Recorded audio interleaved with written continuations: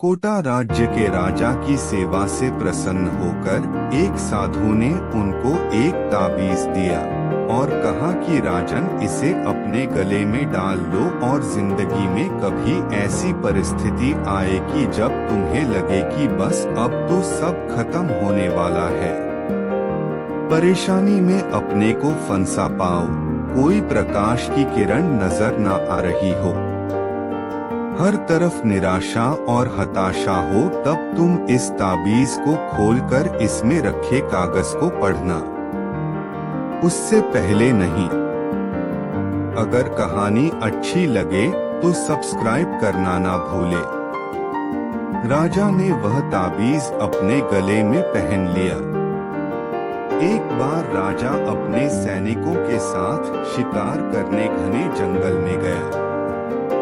एक शेर का पीछा करते करते राजा अपने सैनिकों से अलग हो गया और दुश्मन राजा की सीमा में प्रवेश कर गया। घना जंगल और सांझ का समय, तभी कुछ दुश्मन सैनिकों के घोड़ों की टापों की आवाज राजा को आई और उसने भी अपने घोड़े को एड़ लगाई। राजा आगे आगे, दुश्मन सैनिक पीछे पीछे। बहुत दूर तक भागने पर भी राजा उन सैनिकों से पीछा नहीं छुड़ा पाया।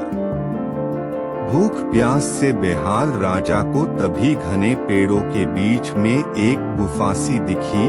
उसने तुरंत स्वयं और घोड़े को उस गुफा की आड़ में छुपा लिया और सांस रोक कर बैठ गया। दुश्मन के घोड़ों के पैरों की आवाज धीरे धीरे पास आने लगी। दुश्मनों से घिरे हुए अकेले राजा को अपना अंत नजर आने लगा। उसे लगा कि बस कुछ ही क्षणों में दुश्मन उसे पकड़कर मौत के घाट उतार देंगे। वो जिंदगी से निराश हो ही गया था कि उसका हाथ अपने ताबीज पर गया और उसे साधु की बात याद आ गई। उसने तुरंत ताबीज को खोलकर कागज को बाहर निकाला और पढ़ा। उस पर्ची पर लिखा था, यह भी कट जाएगा। राजा को अचानक ही जैसे घोर अंधकार में एक ज्योति की किरण दिखी। डूबते को जैसे कोई सहारा मिला। उसे अचानक अपनी आत्मा में एक अकथनीय शांति का अनुभव हुआ। उसे लगा कि सचमुच यह भयावह समय भी कट ही जाएगा, फिर मैं क्यों चिंतित हूँ। अपने प्रभु और अपने पर विश्वास रख उसने स्वयं से कहा कि हाँ, यह भी कट जाएगा। और हुआ भी यही।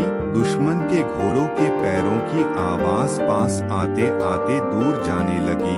कुछ समय बाद वहाँ शांति छा गई।